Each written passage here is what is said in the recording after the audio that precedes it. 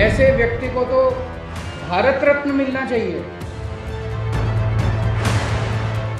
आप अलग हो जाइए और पार्टी तोड़ लीजिए, हम आपको मुख्यमंत्री बना देंगे।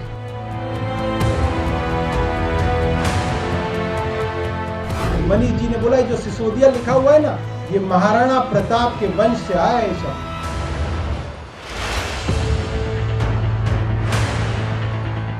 हम वो सिसोदिया हैं जो अपनी गर्दन दे सकते हैं मगर गद्दारी नहीं कर सकते।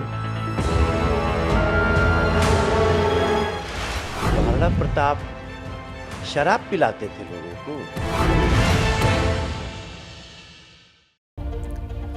नमस्कार, एबीपी न्यूज पर हाजिर हूं मैं रोमाना इसार खान। इंडिया चाहता है में आपका स्वागत है। दिल्ली की राजनीति इस वक्त शराब पर छलक रही है। शुक्रवार को दिल्ली के एक्साइज मिनिस्टर मनीष सिसोदिया के घर पर सीबीआई ने छापा मारा।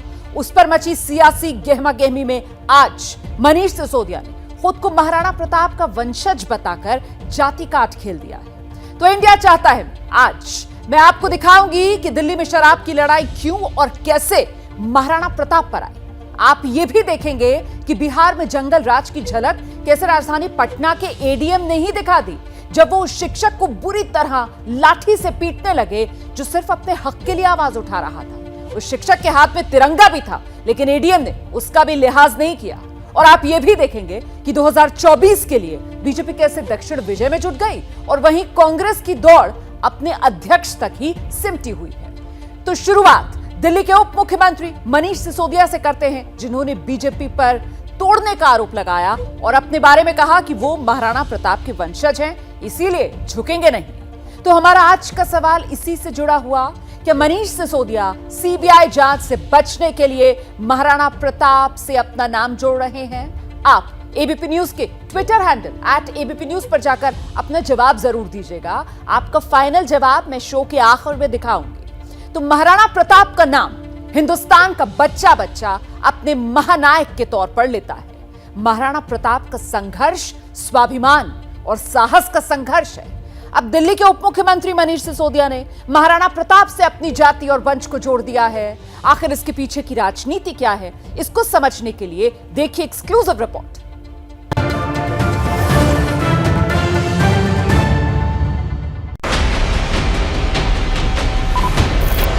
उनके नाम के साथ जुड़े हुए सिसोदिया शब्द का मजाक उड़ाया। देखो, ये लोग ढोंगी लोग हैं। ये महाराणा प्रताप के वंश से आया है शब्द। ऐसी भ्रष्टाचारी काम करके महाराणा प्रताप से तुलना करते हैं अपनी, तो ये महाराणा प्रताप का भी अपमान है।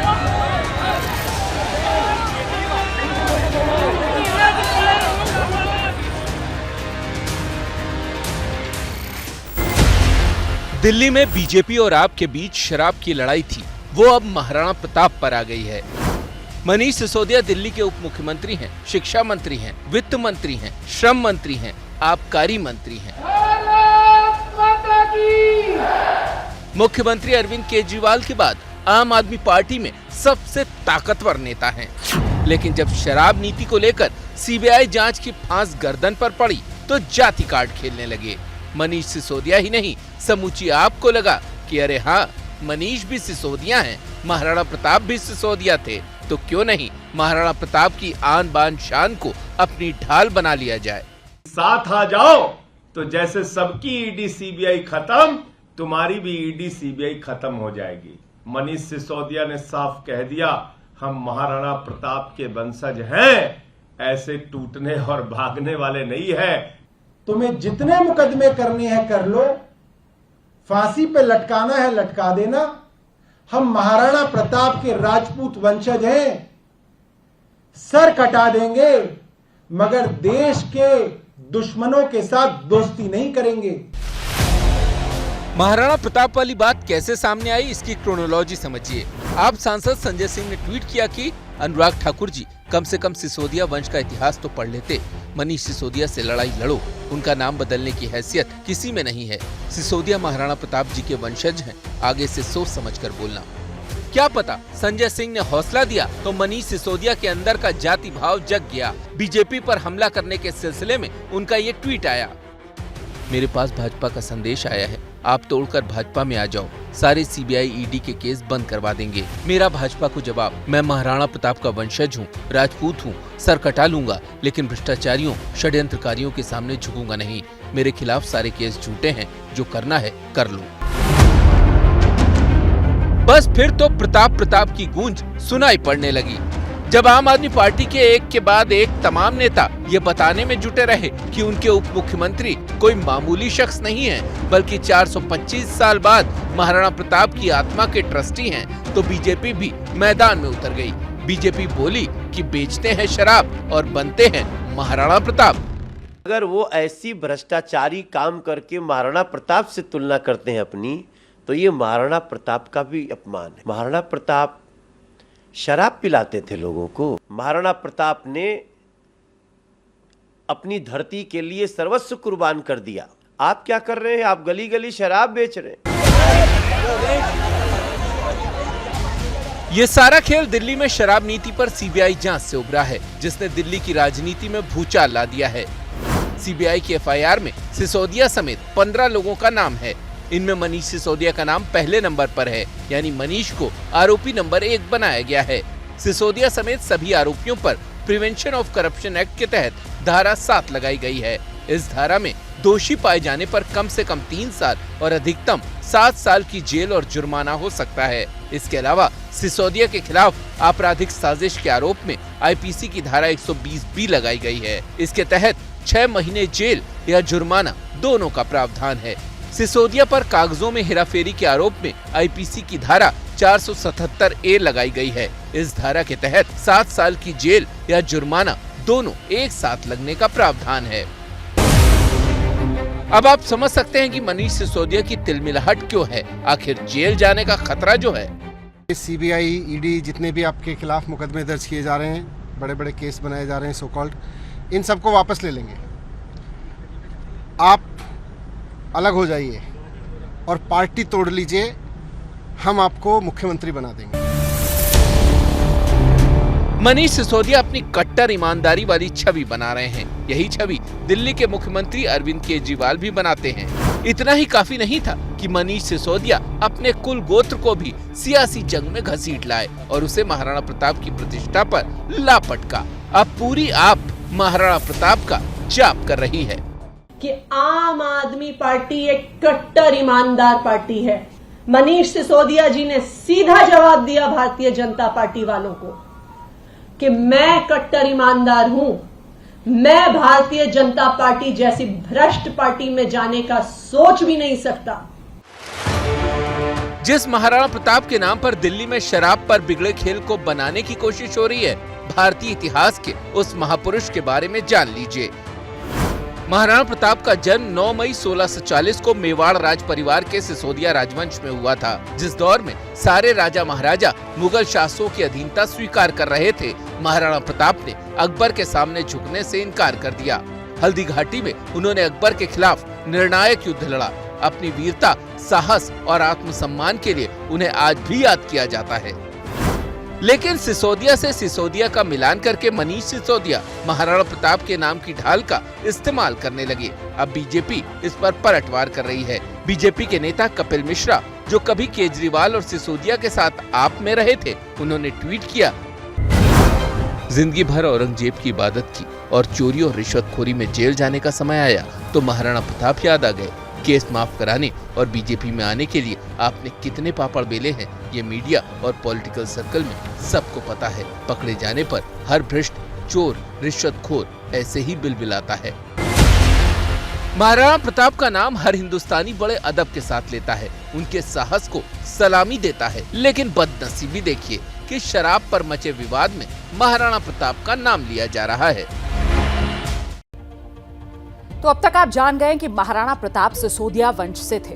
दिल्ली के उप मुख्यमंत्री मनीष सिसोदिया उसी आधार पर महाराणा प्रताप से अपना रिश्ता जोड़कर अपनी हिम्मत, अपनी वफादारी का बखान कर रहे हैं। तो आखिर मनीष सिसोदिया के महाराणा प्रताप वाले दाव के पीछे क्या वजह हो सकती है? अब जरा ये समझिए।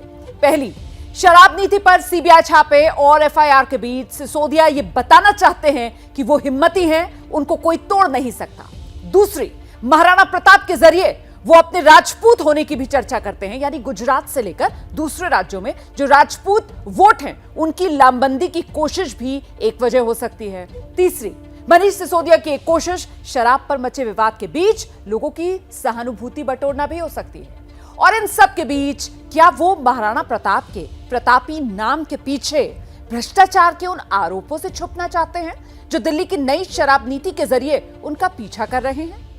आज मनीष सिसोदिया ने बीजेपी पर बहुत संगीन आरोप लगाया कि बीजेपी उनको दिल्ली का एकनाथ शिंदे बनाना चाहती थी। बीजेपी की तरफ से उनको फोन किया गया था, यह आरोप लगाया मनीष सिसोदिया ने कि आप तोड़कर बीजेपी में आ जाइए, मुख्यमंत्री बन जाइए। एबीपी न्यूज को आम आदमी पार्टी के सूत्रों से यह पता चला है कि मनीष सिसोदिया के पास बीजेपी नेता की बाकायदा रिकॉर्डिंग है और उस रिकॉर्डिंग को जरूरत पड़ने पर मनीष सिसोदिया जारी कर सकते हैं। लेकिन बीजेपी कह रही है यह सब आम आदमी पार्टी की मनगढ़ंत बातें हैं। रिपोर्ट देखिए। क्या दिल्ली में भी एकनाथ शिंदे वाला दांव आजमाया जाने वाला था? क्या महाराष्ट्र में ठाकरे की तरह दिल्ली में केजरीवाल की सरकार गिराने का प्लान था? इस सवाल को समझने के लिए आप दिल्ली के उप मुख्यमंत्री मनीष सिसोदिया के इस बयान को सुनिए। तो कुछ मेरे पास में मैसेज आए, आप अलग हो जाइए और पार्टी तोड़ लीजिए, हम आपको मुख्यमंत्री बना देंगे। भाजपाई सरकारों को गिराने, खरीदने, तोड़ने, लालच देकर सरकारों को बर्खास्त करने और गिराने के फैक्ट्री बन चुकी है भारतीय जनता पार्टी। फैक्ट्री बन चुकी है। यह है बीजेपी का चाल चरित्र और चेहरा। दिल्ली में शराब पर मचे संग्राम के बीच मनीष सिसोदिया अपने बॉस अरविंद केजरीवाल के साथ 2 दिन के गुजरात दौरे पर गए हुए हैं। सिसोदिया का बयान आया उसके कुछ समय बाद दिल्ली के मुख्यमंत्री अरविंद केजरीवाल ने बड़ा धमाका किया। केजरीवाल ने कहा कि दिल्ली में ऑपरेशन लोटस फेल हो गया है। गुजरात चुनाव तक सीबीआई और ईडी के छापे खूब पड़ेंगे। केजरीवाल को आशंका है कि उन्हें और सिसोदिया को गिरफ्तार किया जा सकता है। एक तरफ गिरफ्तारी की आशंका के जरिए आम आदमी पार्टी गुजरात में चुनावी सहानुभूति बटोरने की कोशिश कर सकती है, तो दूसरी तरफ सिसोदिया ने जिस तरह से राणा प्रताप के नाम पर जाति का कार्ड खेल दिया है उसको भी गुजरात चुनाव से जोड़कर देखा जा रहा है। गुजरात में राजपूतों की संख्या करीब 5% है। पिछले विधानसभा चुनाव में 15 राजपूत विधायक चुनकर आए थे। गुजरात की 20 से 25 सीटों पर राजपूत निर्णायक वोट हैं। एक तरफ जाति के आधार पर वोटों की लामबंदी की कोशिश आप कर रही है, तो दूसरी तरफ केजरीवाल मनीष सिसोदिया के दिल्ली वाले एजुकेशन मॉडल की भी दुहाई दे रहे हैं। वो न्यूयॉर्क टाइम्स के फ्रंट पेज पे मनीष सिसोदिया जी की फोटो छपी और उन्होंने कहा कि दुनिया के सबसे अच्छे शिक्षा मंत्री हैं। आज मैं उनको साथ में लेके आया हूँ। दिसंबर तक चुनाव हो जाएगा गुजरात का। गुजरात में भारतीय जनता पार्टी की जमीन खिसक रही है, इनका 27 साल का शासन खिसक रहा है। यानी आम आदमी पार्टी दिल्ली के सियासी शोर शराबे, जाति के जोर और विकास के नारे पर गुजरात फतेह की चुनावी स्क्रिप्ट लिखना चाहती है। दरअसल पिछले विधानसभा चुनाव में भी आम आदमी पार्टी ने गुजरात में दांव आजमाया था, लेकिन तब उसको किसी ने नोटिस तक नहीं किया। पर पिछले साल सूरत नगर निगम में आम आदमी पार्टी ने 120 में से 27 सीटें जीतकर सभी को चौंका दिया था। और उसी तरीके से गांधीनगर, राजकोट नगर निगम चुनाव में आपको ठीक ठाक वोट मिल गए थे। अब मनीष सिसोदिया कांड के जरिए आम आदमी पार्टी ये बताना चाहती है, ये जताना चाहती है कि बीजेपी ने मनीष सिसोदिया को खरीदने की कोशिश की और वो नहीं बिके तो सीबीआई की रेड डलवा दी। दिखाते हैं ये खास रिपोर्ट। वीर सैनिकों, मृत्यु सिर्फ एक बार मिलती है। अपनी मातृभूमि के लिए जीवन बलिदान का गौरव सिर्फ एक बार मिलता है। हर हर महादेव, हर हर महादेव, महाराणा प्रताप की जय। मध्यकाल का इतिहास वर्तमान के सियासी आंगन में उतर आया है। उसका नतीजा ये हुआ कि जिन महाराणा प्रताप ने घास की रोटियां खाकर अपनी आजादी और स्वाभिमान की रक्षा की, उनसे सत्ता की मलाई खाने वालों की तुलना होने लगी है। आम आदमी पार्टी कह रही है कि बीजेपी ने मनीष सिसोदिया को फोड़ने के लिए सीबीआई वाली चाल चली, लेकिन सिसोदिया महाराणा प्रताप के वंशज हैं टूट जाएंगे लेकिन झुकेंगे नहीं। केंद्र सरकार चाहती है महंगाई बढ़े, बढ़ती रहे, कोई विपक्ष का आदमी आवाज ना उठाए, बेरोजगार युवा सड़कों पे घूमते रहें, कोई विपक्ष से केजरीवाल उठ के प्रधानमंत्री जी से सवाल ना कर ले। आम आदमी पार्टी एक कट्टर ईमानदार पार्टी है। आप बाकी एमएलए को, एमपीज को, नेताओं को, पार्टियों को क्यों तोड़ पाए? क्योंकि शायद उन्होंने भ्रष्टाचार किया होगा, शायद उन्होंने पैसा खाया होगा। आम आदमी पार्टी का आरोप है कि सीबीआई के छापे हों या सीबीआई की एफआईआर, ये सब कुछ बीजेपी के इशारे पर हो रहा है। आपके नेता ऐसा आरोप लगाते हुए कुछ पुराने उदाहरण पेश कर रहे हैं। शारदा चिटफंड घोटाले में मुकुल रॉय का नाम आया तो बीजेपी ने सवाल उठाया, लेकिन उनको पार्टी में शामिल कर लिया। उसी मामले में आरोपी शुभेंदु अधिकारी भी बीजेपी में चले गए। वाटर सप्लाई घोटाले में असम के मुख्यमंत्री हेमंत बिस्व शर्मा पर बीजेपी आरोप लगाती रही, लेकिन शर्मा बीजेपी में चले आए। आदर्श हाउसिंग सोसाइटी घोटाले में जिन नारायण राणे का नाम आया वो भी बीजेपी में गए और केंद्रीय मंत्री हैं। सीबीआई छापे से बौखलाई आम आदमी पार्टी इसी आधार पर कह रही है कि बीजेपी उनके नेताओं को फोड़ना चाहती है। भारतीय जनता पार्टी ने कहा है आप भाजपा में आ जाइए, आपके सारे केस हम सुलट लेंगे। सोचिए भारतीय जनता पार्टी आज किस हद तक गिर चुकी है। आखिर इस बात का सबूत क्या है कि बीजेपी मनीष सिसोदिया को तोड़ना चाहती है? आम आदमी पार्टी ने आरोप तो बेहद संगीन लगाए हैं, लेकिन कोई सबूत नहीं दिया। बस एक अदृश्य इंसान की बात जरूर कर रही है। भारतीय जनता पार्टी में आ जाओगे तो सारे केस बंद कर दिए जाएंगे। आसाम के मुख्यमंत्री हेमंत बिस्वा शर्मा हैं, नारायण राणे सबसे फेमस, शुभेंदु अधिकारी जो भारतीय जनता पार्टी के अनुसार पश्चिम बंगाल में होने वाले भ्रष्टाचार की पराकाष्ठा थे। अब सवाल है कि वो शख्स है कौन? लेकिन इससे भी बड़ी बात है कि ये जंग है क्यों? बीजेपी और आप का झगड़ा दिल्ली की बादशाहत को लेकर है।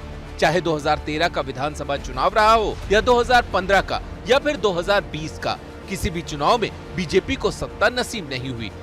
बीजेपी को लगता है कि नई शराब नीति से विरोध का वो जाम छलकेगा जिससे केजरीवाल की पार्टी हिल जाएगी। इसीलिए बीजेपी ने दिल्ली में हर रोज आपके खिलाफ मोर्चा खोल रखा है।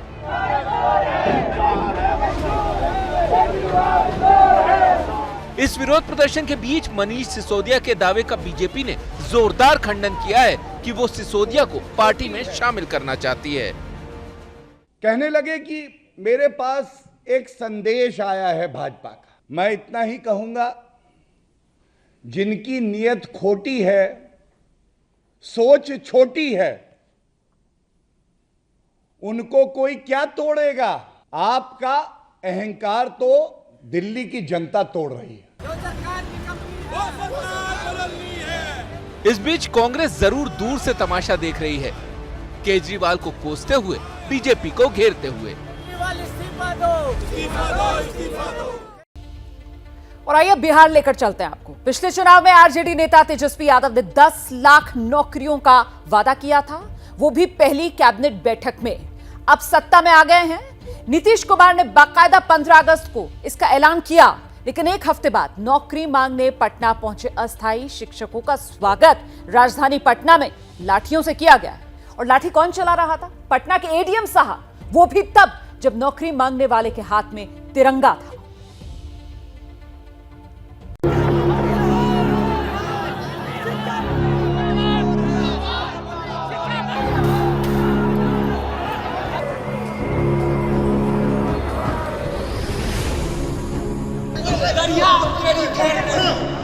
ने बगावत कर दी है।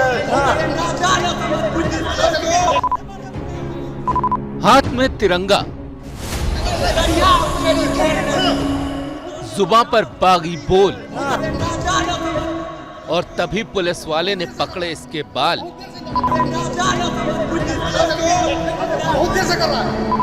और फिर दे दनादन। लाठी नंबर 1, लाठी नंबर 2, लाठी नंबर 3, लाठी नंबर 4। बहुत देर से कर रहा है, बहुत देर से नाटक कर रहा है। नीतीश तेजस्वी राज में सड़क पर अपना खून बहाता ये नौजवान एक अदद नौकरी मांग रहा है, लेकिन नौकरी के बदले उसे मिल रही है लाठी। इस अफसर की दबंगई देखिए कि इसे कैमरे का डर नहीं, इसे लोगों का डर नहीं। ये लगातार सड़क पर गिरे इस नौजवान पर लाठियां बरसा रहा है। ये मार इस नौजवान को उस नौकरी के लिए पड़ रही है जिसका वादा कर तेजस्वी यादव ने विधानसभा चुनाव में सबसे ज्यादा सीटें हासिल की थी। वो नौकरी जिसका वादा उन्होंने सरकार बनने के तुरंत बाद किया था और आज भी कर रहे हैं, लेकिन संयम बरतने की मिन्नत के साथ। हम यही सारे विद्यार्थियों से अपील करेंगे कि आप लोग थोड़ा धैर्य रखिए। 15 अगस्त को यह ऐलान ही हो गया कि 10 लाख तो नौकरी और उसके अलावा भी रोजगार की व्यवस्था कराएंगे, उसको 20 लाख तक पहुंचाएंगे। अब तो एक चीज स्पष्ट है कि लोगों को नौकरियां और रोजगार दोनों जो है वो मिलेंगे। लेकिन अब उसी नौकरी के लिए हजारों युवा सड़क पर यलगार कर रहे हैं। दूसरी तरफ नीतीश तेजस्वी की पुलिस उन पर लाठियां बरसा रही है, पानी की बौछार छोड़ रही है। 7वें चरण की शिक्षक बहाली को लेकर जो अभ्यर्थी है यहाँ पर जोरदार हंगामा धरना प्रदर्शन कर रहे हैं। कई महीनों से लोग का प्रोटेस्ट जारी है। अब नौकरी को लेकर ये युवा नीतीश तेजस्वी से पूछ रहे हैं, क्या हुआ तेरा वादा, रोजगार देने की वो कसम, वो इरादा। नीतीश कुमार महा झूठे हैं, उनका पूरा विधायक संसद सब महा झूठे हैं। तेजस्वी यादव का पहला ये था कि केंद्रीय मंडल जब यानी बैठक होगा, पहला बैठक, उस समय हम 4 लाख का नियुक्तियां करेंगे, ये भी झूठे निकले। ये दुर्भाग्य बिहार का कि जिस बिहार में 4 दिन में सरकार बदल जाती है, फिर सरकार बन जाती है, उस सरकार में 2.5 साल 3 साल में आज तक बहाली नहीं हुई है। और जैसी सरकार बीजेपी की थी उसी सरकार पहले हम लोग उम्मीद की तेजस्वी यादव देंगे बहाली, लेकिन ये भी पलट गया। पटना के डाक बंगला चौराहे पर प्रदर्शन कर रहे ये युवा टीचर भर्ती में 7वें चरण की भर्ती प्रक्रिया शुरू करने की मांग कर रहे हैं। जेडीयू बीजेपी गठबंधन सरकार में शिक्षा मंत्री विजय कुमार चौधरी ने इन युवाओं से वादा किया था कि अगस्त के अंत तक 6ठे चरण की भर्ती का काम पूरा हो जाएगा और सितंबर के पहले हफ्ते में 7वें चरण की बहाली का काम शुरू हो जाएगा। लेकिन अगस्त आते आते जेडीयू बीजेपी गठबंधन की सरकार ही चली गई। अब इन अभ्यर्थियों को डर है कि नई सरकार में भर्ती प्रक्रिया फिर से न रुक जाए। बिहार के नए शिक्षा मंत्री ने इनसे वक्त मांगा है क्योंकि उन्होंने अभी कामकाज संभाला है। दूसरी तरफ इन नौजवानों का तर्क है कि मंत्री भले ही नए हैं लेकिन अधिकारी तो वही पुराने हैं, फिर देरी क्यों? हम लोग 3 साल से इंतजार कर रहे, सीटेट बीटेट पास बैठे अभ्यर्थी, हम लोग को नोटिफिकेशन चाहिए 7वां चरण, तभी हम लोग जाएंगे, घर बढ़ना यही रहेंगे। बोलते हैं बेटी बचाओ बेटी पढ़ाओ, क्या बेटियां रोड पे रहेगी? बताइए, बिहार की बेटियां बहू रोड पे रहेगी। हमारा माननीय तेजस्वी प्रसाद जी से आग्रह है कि आप युवाओं की आवाज को समझते हैं, युवाओं के दर्द को समझते हैं। आप शिक्षा मंत्री जी आप ही के पार्टी के हैं, किसी और पार्टी के नहीं हैं। आप उनसे बैठ करके मीटिंग कीजिए, अविलंब मीटिंग कीजिए और 1 to 8 का नोटिफिकेशन जल्द से जल्द निकाले। 7वें चरण के अभ्यर्थी 3 साल पहले ही क्वालिफाई हो चुके हैं। ऐसे में अब वो और लंबा इंतजार नहीं करना चाहते। राजनीति के चक्कर में उनका भविष्य अधर में लटका है। अपनी समस्याओं को लेकर ये अभ्यर्थी जब सड़क पर उतरे तो उन्हें मिली लाठी। अब इसे लेकर विपक्ष सवाल खड़े कर रहा है तो तेजस्वी यादव सफाई दे रहे हैं। ये लोग झूठ बोलते थे। रोजगार, नौकरी, जो संघर्ष करने वाले लोग थे, अभ्यर्थी थे, युवा हैं, इनको इन लोगों ने झांकी दिखलाने का काम किया। और आज बेचारे जब वो आए थे पटना में तो उनकी मांगों को ध्यान से सुनने की बजाय उनको सड़क पर घोलटा घोलटा कर जिस तरीके से पीटा गया, ये शर्म की बात है कि वो जो दृश्य जो भी हम लोगों ने देखा वो ठीक नहीं था। नहीं होना चाहिए था ऐसा। हमारी जिलाधिकारी से जब बात हुई तो हमने मामला जो है उनसे समझा और हमने पूछा कि भाई क्या कार्रवाई की जा रही है, तो उन्होंने कहा कि एक जांच कमेटी बना दी गई है, दोषी पाने पे उनको सजा मिलेगी। तेजस्वी यादव लगातार रोजगार के सवाल पर बीजेपी को घेरते रहे हैं। पहले 10 लाख और अब 20 लाख रोजगार देने का उन्होंने वादा किया है। राज्य में उनकी सरकार है तो नौकरी के बदले युवाओं को लाठियां मिल रही हैं। सवाल ये है कि क्या रोजगार का वादा हवा हवाई था या फिर उनके पास इसका कोई प्लान है। पटना से शशांक कुमार की रिपोर्ट। तो इस मामले में पटना के डीएम कह रहे हैं कि वो एडीएम के खिलाफ कार्रवाई करेंगे। सावन बीत गया है लेकिन कुदरत का सावन भादो जारी है। अब मैं आपको दिखाती हूं कैसे बाढ़ का जानलेवा प्रहार जीना दूभर कर रहा है।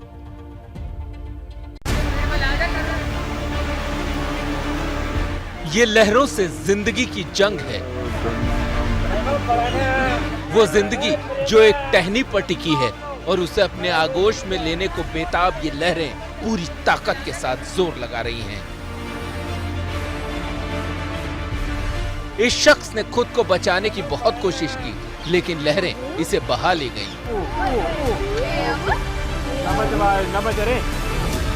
पहाड़ से लेकर मैदान तक बारिश और बाढ़ ने ऐसा ही कहर मचाया है। उत्तराखंड से लेकर हिमाचल तक, मध्य प्रदेश से लेकर उत्तर प्रदेश तक, हर तरफ सिर्फ तबाही तबाही।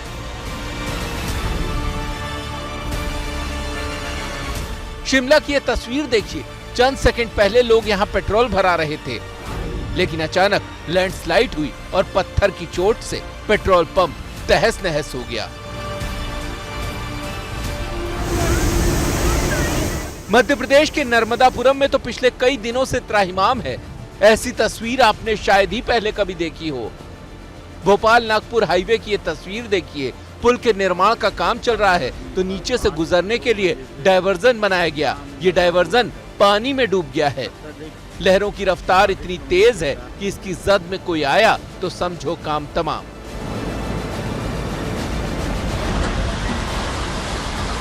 अब मध्य प्रदेश की राजधानी भोपाल की ये तस्वीर देखकर अंदाजा लगाइए कि ये जल तबाही कितनी खतरनाक हो सकती है। झीलों के इस शहर में लोग कभी क्रूज का आनंद लेते थे लेकिन आज वही क्रूज पानी से लबालब है। इसके करीब जाने की तो छोड़िए, दूर से देखने में भी डर लग रहा है। आधा हिंदुस्तान लहरों के इस प्रकोप में चकरगिन्नी बना हुआ है और बस इंद्रदेव से ये दुआ कर रहा है कि इस मूसलाधार को थाम लीजिए। तो मौसम की मार कैसे पड़ रही है आपने देखा। आगे आपको दिखाएंगे बीजेपी जीत की नई रणनीति बना रही है और कांग्रेस कैसे अपने लिए एक अध्यक्ष को चुनने में ही फंसी हुई है।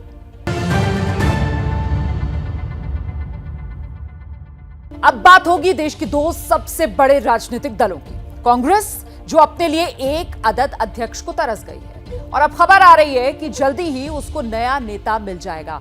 लेकिन कौन? इस सवाल पर कांग्रेस है मौन। नेता के बगैर कांग्रेस कैसे 2024 का चुनाव लड़ेगी, यही तो उसके सामने यक्ष प्रश्न है। और दूसरी तरफ बीजेपी है जिसने अभी से दक्षिण भारत जीतने के लिए भी अपनी रणनीति पर काम शुरू कर दिया है। देखिए ये खास report. Sisters and brothers of Tamil Nadu, Vanakkam.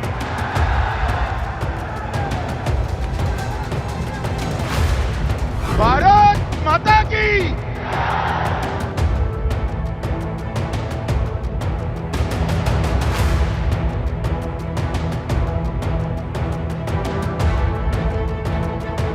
Reddy ji का भाजपा में प्रवेश एक नेता का भाजपा ज्वाइन करना नहीं है, केसीआर की सरकार को उखाड़ कर फेंक देने की शुरुआत है।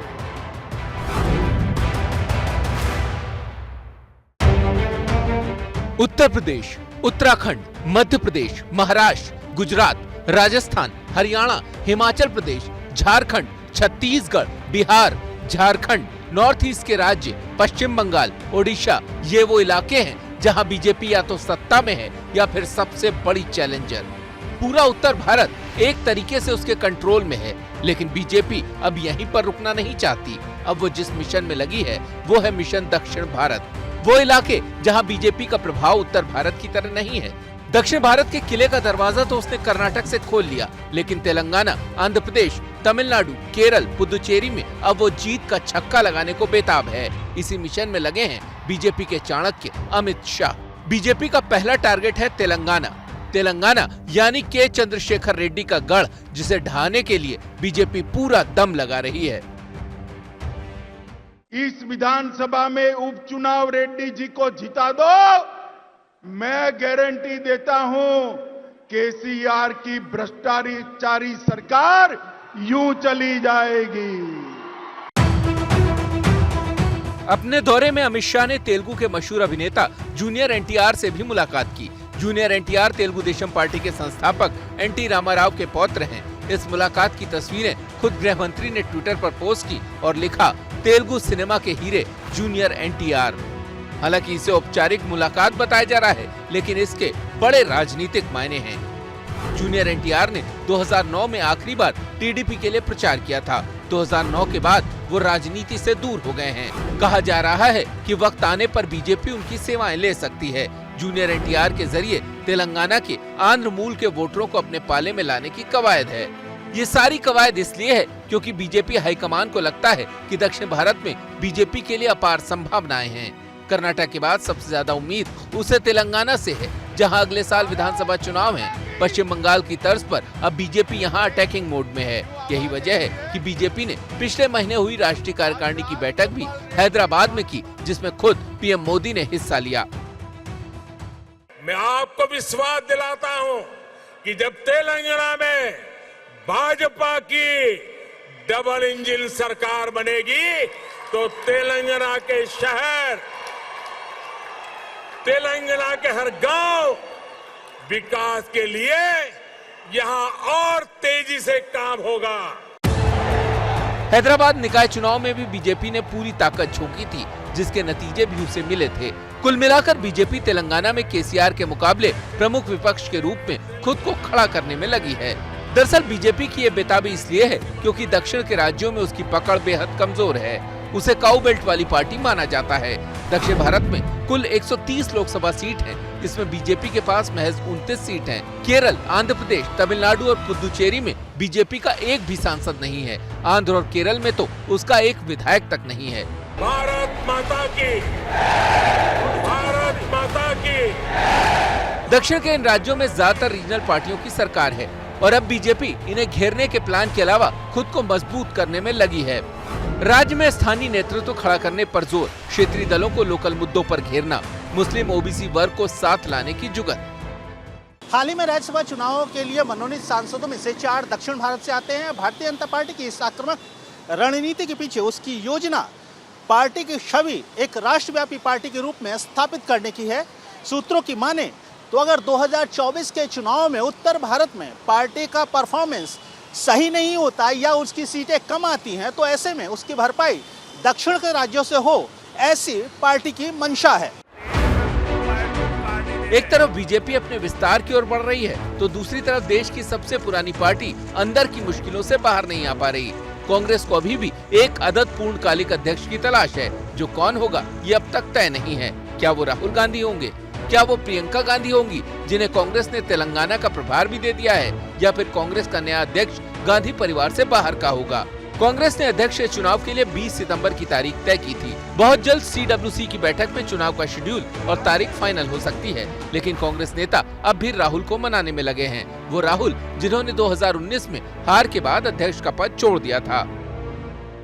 प्राइम मिनिस्टर को बधाई देना चाहता हूं और ये कहना चाहता हूं कि हमारी जो लड़ाई है वो विचारधारा की लड़ाई है, और मैं जो हमारे कांग्रेस पार्टी के कार्यकर्ता हैं, जो हमारे लीडर्स हैं, जो जीते हैं, जो हारे हैं, उनसे कहना चाहता हूं घबराने की कोई जरूरत नहीं है, डरो मत, एक साथ हम लड़के अपनी विचारधारा को जिताएंगे। राहुल अगर नहीं मानते हैं तो फिर 4 नामों पर बात आगे बढ़ सकती है। मीरा कुमार, मल्लिकार्जुन खड़गे, मुकुल वासनिक और अशोक गहलोत। इस बीच राहुल गांधी ने भारत जोड़ो यात्रा के लिए आज सिविल सोसाइटी के लोगों से मुलाकात की। सवाल ये है कि क्या योगेंद्र यादव जैसे लोगों के साथ राहुल का जीत का सपना साकार होगा। अलग अलग जन आंदोलन अपने अपने तरीके से इस यात्रा से जुड़ाव बनाएंगे, एंगेजमेंट बनाएंगे। भारत जोड़ने के लिए कांग्रेस यात्रा तो कर रही है, लेकिन पार्टी को जोड़े रखना उनके सामने सबसे बड़ी चुनौती है, क्योंकि कांग्रेस का अगला अध्यक्ष भी वही होगा जिसे गांधी परिवार हरी झंडी दिखाएगा। ऐसे में क्या सारे नेता संतुष्ट होंगे? और अब वक्त हो गया है आज की लीड स्टोरी पर आपकी राय जानने का। हमारा आज का सवाल था, क्या मनीष सिसोदिया जो दिल्ली के उप मुख्यमंत्री हैं, सीबीआई जांच से बचने के लिए महाराणा प्रताप से अपना नाम जोड़ रहे हैं? आंकड़ा आपको दिखा देते हैं, आपकी राय आंकड़ों के लिहाज से सामने आ गई है। 64% लोगों को ऐसा लग रहा है, हाँ में उन्होंने जवाब दिया है, जबकि 36% लोग ऐसा नहीं मानते, ना में उन्होंने जवाब दिया है। और अब इंडिया चाहता है में मुझे इजाजत दीजिए। एबीपी न्यूज पर कल आपसे मुलाकात होगी। आगे देखिए कुदरत की बेहद घातक तस्वीरें।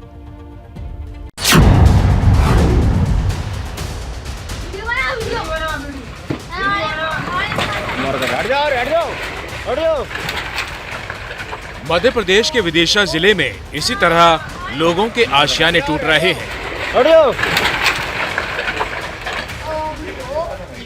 यहाँ ये सिरोंज इलाका है। बारिश हुई जिसके बाद ये पुराना मकान धड़धड़ाकर गिर गया। विदिशा में बारिश के बाद केवटा नदी उफान पर है, जिसने यहाँ आफत मचा रखी है।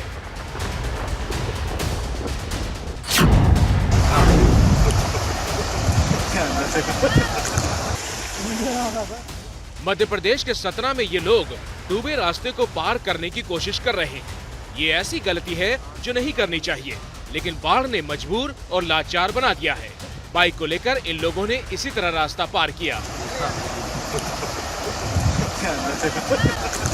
अब देखिए सतना के ही तटीय इलाके में नदी ने कैसे सब कुछ डुबो दिया है। घाट डूबे हैं, यहाँ मंदिर भी पानी में गुम हो गए हैं।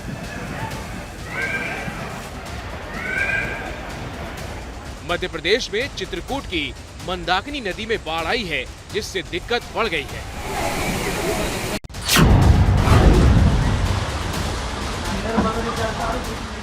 ये तस्वीरें ऐसी हैं जैसे समंदर के तूफान में जहाज फंसा हो।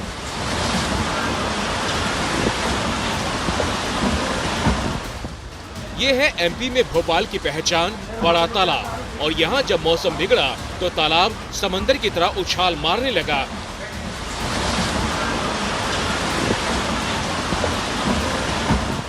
और देखिए क्रूज यानी जहाज कैसे खिलौनों की तरह डोल रहे हैं। सबसे ज्यादा बुरा असर भोपाल के इस बोट क्लब पे दिख रहा है। इस बोट क्लब पे आप देखिए जो करोड़ों रुपए का क्रूज था जिसका नाम लेक प्रिंसेस है, डूबने की कगार पर आ गया है। पूरे क्रूज में पानी भर गया है और इस क्रूज का पिछला हिस्सा पूरा बैठ गया है और किसी तरह इस क्रूज को थाम के रखा गया है रस्सी की मदद से, वरना ये क्रूज अंदर पानी में जाके डूब जाएगा।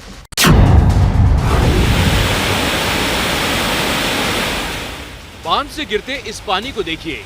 ये पानी इस बांध से छूटा और कहां पहुंचा, अब वो तस्वीर देखिए। देखा कैसे यहाँ कीचड़ और पानी बहता दिख रहा है। ये कोई बरसाती नदी नहीं है, बल्कि भोपाल नागपुर हाईवे है। बारिश से बांधों में पानी बढ़ गया और हाईवे पर सैलाब आ गया। देखिए कैसे हाईवे के उस ओर लोग खड़े हैं, रास्ता बंद है, जिंदगी रुक सी गई है।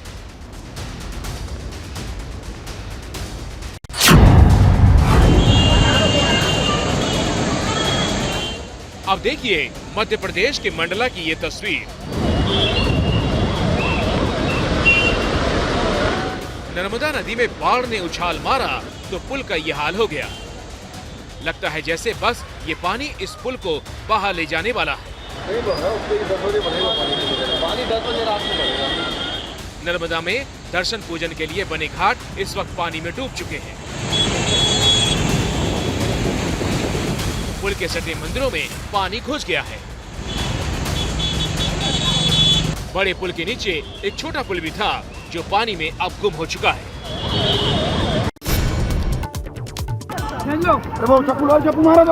पानी के किनारे 8 से 10 लोग खड़े हैं और रस्सी से ये जिस चीज को खींच रहे हैं वो एक नाव है। अब नाव को इस एंगल से देखिए। दरअसल ये बचाव दस्ते की नाव है। बाढ़ में फंसे लोगों को इस पर बैठाकर बाहर निकाला जाता है। यहाँ एक कार पानी में बह गई। कार सवारों को इसी तरह रेस्क्यू ऑपरेशन करके निकाला गया। मध्य प्रदेश के अशोकनगर में ये आफत आई है। यहाँ 2 दिन से तेज बारिश हुई तो जगह जगह लोग फंस गए।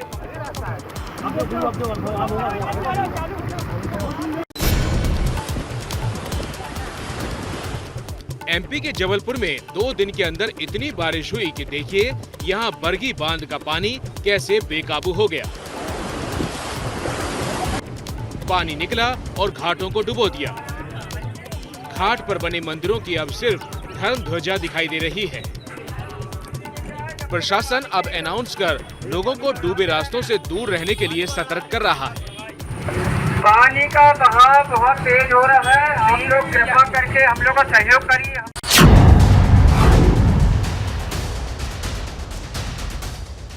सिक्योरिटी कैमरे में कैद हुई ये भयानक तस्वीर हिमाचल के शिमला की है।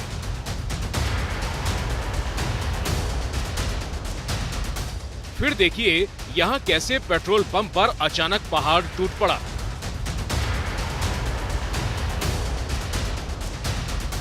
हादसा हुआ शिमला के ठियोगा बाजार इलाके में। जैसे ही बड़ी बड़ी चट्टानें टूटकर गिरी, लोग अपनी जान बचाने के लिए भागे। बड़ी बड़ी चट्टानों में यहाँ 3 गाड़ियां दब गईं। दरअसल पहाड़ टूटने की आवाज पहले ही आई, जिससे लोगों को भागने का मौका मिल गया। डर ये भी था कि अगर चट्टान पेट्रोल पंप में तेल के पाइप को फाड़ देती तो आग भी लग सकती थी।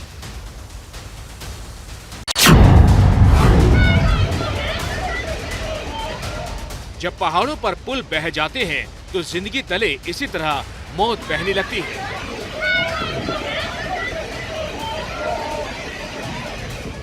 उत्तराखंड के पिथौरागढ़ में ये लोग अपने गांव के घर जाने के लिए इसी तरह लहरों से गुजर रहे हैं।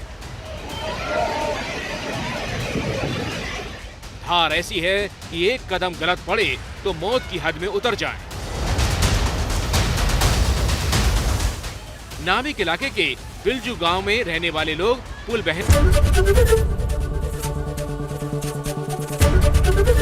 एबीपी न्यूज आपको रखे आगे।